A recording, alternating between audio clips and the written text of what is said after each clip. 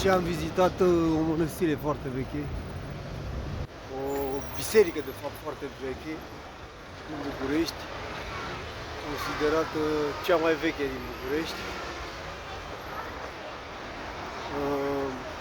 Eram curios să văd ce arhitectură are ea și cum se prezintă așa atmosfera din ea, fiind foarte veche. M-a atras treaba asta cu biserica foarte veche, construcția foarte veche, adică datează din anul 1550, ceva de genul ăsta. Se spune că acolo ar fi oprit, s-ar fi oprit ciobanul Bucur când au poposit în zona asta cu oile sau cu transhumanța lui, știți ce zic. Ideea e că mi-au plăcut totdeauna aceste clădiri, biserici, mănăstiri foarte vechi. M-au atras într-un fel. Am vrut să văd diferența între construcții, între arhitectură și atmosfera asta a lor, fiind foarte, foarte veche. Ați vizitat vreodată vreo clădire? Uite, stați și faceți așa un calcul al vostru în ce clădire sau cât de veche a fost clădirea în care ați vizitat-o voi în viața voastră. Sau poate nici nu știți, că nu avem de unde să știm ce clădire am vizitat de-a lungul timpului. Mă refer ca vechime. Cât de veche ar fi clădirea în care ai intrat în viața ta? Cât de veche ar putea să fie? Cea mai veche clădire care ai vizitat-o? Dacă simți vreo diferență între o clădire foarte, foarte veche și cât de veche e aceea. Știți ce zic? Și pe aici sunt case destul de vechi, uitați. Te uite și vezi casele astea vechi așa. Vezi, au poveștile lor încărcate de istorie, mai ales bisericile și mănăstirile, că despre asta era vorba. Mănăstirile, bisericile sunt cam cele mai vechi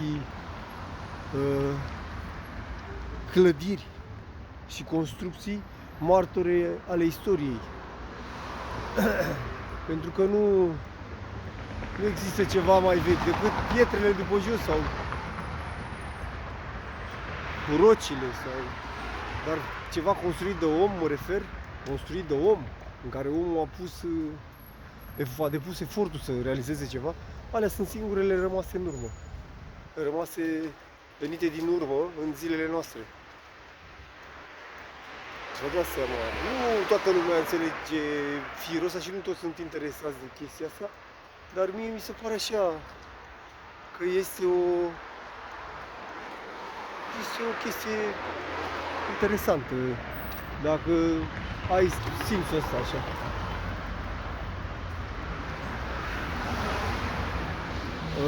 Se spune că era cea mai veche, era cea de la Radu Vodă, de la mănăstirea Radu Vodă. E acolo vis-a-vis de mănăstirea Radu Vodă o bisericuță, care ar fi fost și ea la rândul ei o mănăstire sau o biserică foarte veche, tot așa, datează de prin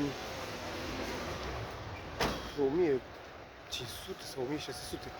Trebuie să mai merg o dată sau să mă documentez pe Google, de fapt.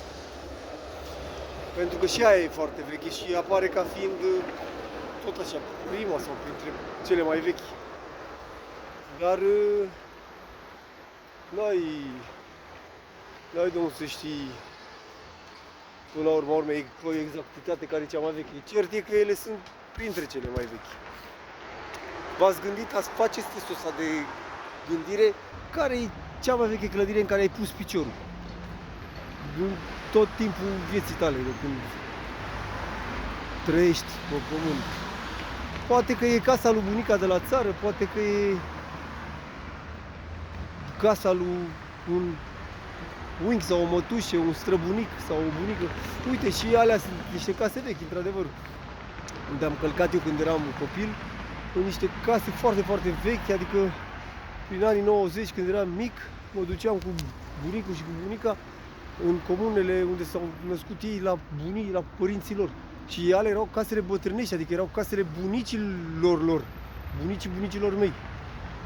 Ele probabil că aveau vreo 200 de ani, erau din anii 800, să zic așa, unele din ele.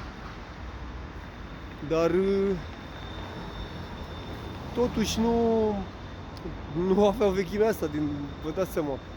Și cât de, nu se construiau din piatră cum se construiesc bisericile și mănăstirile.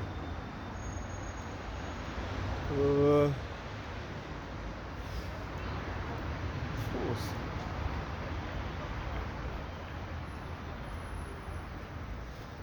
Deci asta e treaba cu un magazin de bunătăți. Vreau să-mi iau niște cârnați picanți pentru Crăciun.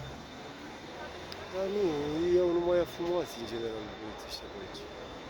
O să intru să văd dacă au cârnați de aia picanți de care caut eu. Și să îi gust de Crăciun. Că nu mănânc așa în perioada asta. Mai ținem un post. Da. Deci asta e treaba cu Bălâne, cât să-mi lași pe aici să mă rămâs. Câți au urmăci și câți oameni ai străzii. S-au băgat să mă văd ce de aici.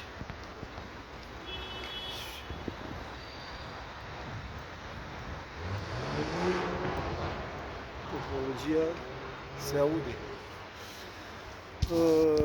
Deci, mi-a plăcut vizita de azi. Biserica asta la care am fost este chiar în spate, la hanul lui Manuc.